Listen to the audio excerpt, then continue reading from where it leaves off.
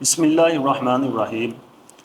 زندگی گزارنے کے لیے ہمیں نیک لوگوں کی باتیں پڑھنی چاہیے، بالخصوص جن کو اللہ تعالیٰ نے دانائی والی نعمت عطا فرمائی ہو، ان لوگوں کی، ان بزرگوں کی باتیں پڑھ کر اپنی زندگی میں لا کر زندگی کو اچھا بنانا چاہیے کہ جب ہم نیک لوگوں کی باتیں پڑھ کر اپنی زندگی میں لائیں گے تو اللہ کی توفیق سے ہم بھی نیک بن جائیں گے۔ جب ہم نیک بن جائیں گے ہمارا معاشرہ اچھا ہو جائے گا، معاشرے سے برائی ختم ہو جائے گی۔ اصل میں آج ہم کچھ زیادہ سیانے ہو گئے ہیں، اپنے بزرگوں کو غلط کہتے ہیں اور خود کو کہتے کہ ہم صحیح ہیں۔ ایسی کوئی تعلیم نہیں ہے دین کی کہ خود کو اچھا کہو دوسروں کو برا کہو۔ ہم تو اپنے بڑوں کو، اپنے بزرگوں کو برا کہتے ہیں، جنہوں نے ہم تک دین اسلام پہنچایا، اچھی باتیں پہنچائی، ہمیں اسلام جیسی دولت دی، ہم انہی کو برا کہیں تو یہ انسانیت کی زینت نہیں ہے، انسانیت کی یہ تذلیل ہے۔ انسان کے لیے یہ مذمت کی جگہ ہے کہ اگر ہم ایسا کریں کہ اپنے بزرگوں کو برا کہیں۔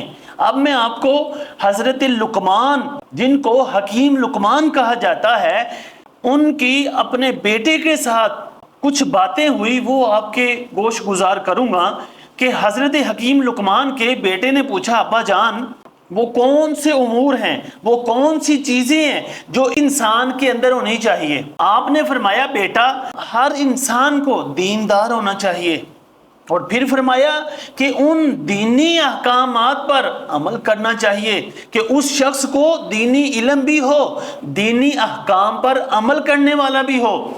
تو پھر اس بیٹے نے پوچھا کہ ابا جان آپ یہ بتائیں کہ انسان کے اندر کون سے دو وصف ہونے چاہیے؟ آپ نے فرمایا کہ انسان کے اندر ایک دینداری ہونی چاہیے، دوسرا رزق حلال ہونا چاہیے۔ پھر بیٹے نے کہا کہ اے ابا جان انسان کے اندر وہ کون سے تین وصف ہونے چاہیے؟ آپ نے فرمایا دین، مال اور حیا، یعنی پہلے دین اور مال پہلے تھے، تیسرا حیا کا اضافہ فرمایا، یعنی انسان کے اندر حیا بھی ہونی چاہیے کہ جس مسلمان کی آنکھ میں حیا نہ ہو اس کے انسان ہونے کا فائدہ ہی نہیں، کیونکہ انسان کی آنکھ بے حیائی پہ اتر آئے، انسان بے حیائی پہ اتر آئے تو انسانیت سے نکل جاتا ہے۔ اور اسلام کا بھی یہی درس ہے کہ انسان کو حیا والا ہونا چاہیے۔ اللہ تعالیٰ نے قرآن مجید کے اندر مردوں کو بھی فرمایا کہ اے مومن مردوں اپنی آنکھیں نیچی رکھو، اور عورتوں کو بھی کہا کہ اے مومن عورتوں اپنی آنکھیں نیچی رکھو تاکہ تم دونوں حیا والے رہو۔ اگر آنکھوں کے اندر حیا نہیں رہے گا آنکھ بھٹکے گی، دل بھٹکے گا، جب دل بھٹکے گا پھر انسان کا بدن بھٹکے گا، بدن بھٹک گیا، بدن گناہ پہ آ گیا تو پھر انسان اسلام سے بھی جاتا ہے اور انسانیت سے بھی جاتا ہے۔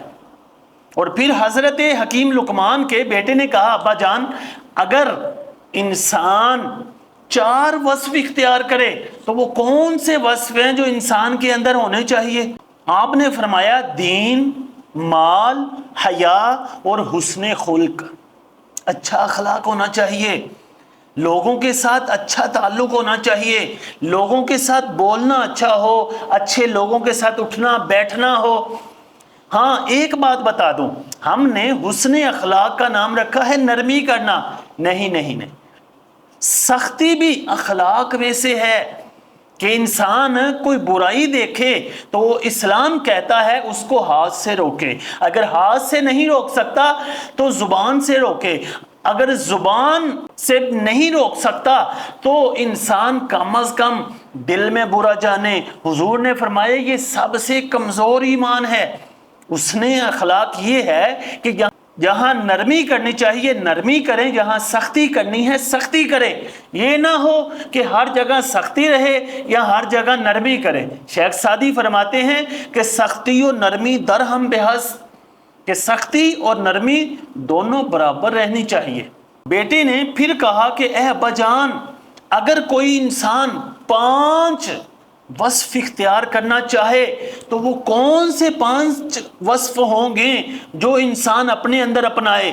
آپ نے فرمایا دین، مال، حیا، حسن خلق اور 5ویں سخاوت۔ کہ انسان کو سخی بھی ہونا چاہیے کہ مسلمانوں پر، انسانوں پر پیسہ بھی خرچ کرنا چاہیے، کچھ نہ کچھ خرچ کرنا چاہیے، کنجوسی کر کے پیسے ہی نہ جوڑتا رہے۔ پھر بیٹے نے کہا اے ابا جان، اگر کوئی شخص 6 وصف اختیار کرنا چاہے تو وہ 6واں وصف کون سا ہوگا؟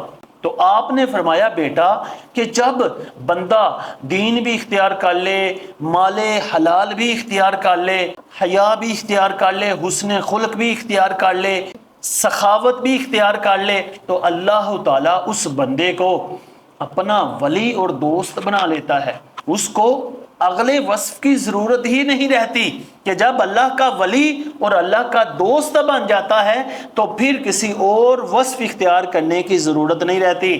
بیٹا خاموش ہو گیا تو حضرت حکیم لقمان نے اپنے بیٹے کو کہا کہ اے بیٹے، 5 شخصوں سے 5 مقامات پر بچ کے رہنا۔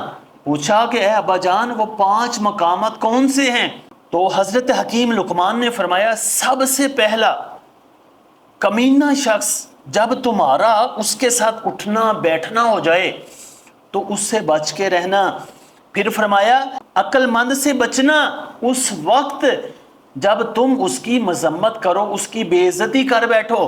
اور فرمایا کہ احمق سے جب تم اس کے ساتھ مزاحمت کرو، مزاحمت کر بیٹھو تو بچ کے رہنا، وہ احمق ہے، تمہیں بہت نقصان دے گا۔ اور پھر کہا جاہل سے بچ کے رہنا، تم کسی جگہ کسی جاہل کے ساتھ بیٹھ جاؤ تو بچ کے رہنا، یہ نہ ہو کہ وہ تجھے بھی جاہل بنا دے، اپنے مقام میں لے آئے، تم اپنے مقام پہ رہنا۔ عالم سے بھی بچ کے رہنا جب تم اس کے ساتھ جھگڑا کرنا۔ یہاں کیا بات ہے کہ عالم سے بچنا کہ جھگڑا ہو جائے، کیونکہ جب عالم سے جھگڑا ہوگا وہ تمہیں دین سے دوری کا تانا دے گا کہ کہے گا کہ میں زیادہ دیندار ہوں، تو دین سے دوری ہے اس وجہ سے میری مخالفت کر رہا ہے۔ اور آج کے زمانے میں یہ بات دیکھنے کو بہت ہے، کسی عالم سے یا کسی صاحب علم سے یا کسی مذہبی آدمی سے جھگڑا ہو جائے، کوئی بات ہو جائے، کسی کے مخالف بات کر دی جائے تو وہ کیا کرتا ہے، کبھی گستاخ صحابہ کہتا ہے، کبھی گستاخ اہل بیت کہتا ہے، کبھی کہتا ہے کہ تم گستاخ رسول ہو گئے ہو، تم دین سے نکل گئے ہو۔ یہی وجہ ہے آج ہمیں بھی چاہیے کہ ہم کسی مذہب والے سے کہ جو مذہب اختیار کرنے والا دینی شخص ہے، خود کو یہ کہتا ہے کہ میں دینی شخص ہوں، اس سے بھی بچیں، بالخصوص جب جھگڑا ہو جائے اس دیندار شخص سے بھی بچیں، ورنہ وہ تمہیں اسلام سے نکال دے گا۔ اگرچہ تم اسلام میں ہو لیکن اس کے فتوے بازی کی وجہ سے تمہیں بہت زیادہ نقصان ہوگا۔ ہمیں چاہیے کہ ہم حضرت حکیم لقمان کی باتوں کو سن کر اس پر عمل کریں تاکہ ہماری زندگی بھی اچھی ہو۔ اللہ تعالی ہمیں عمل کی توفیق عطا فرمائے۔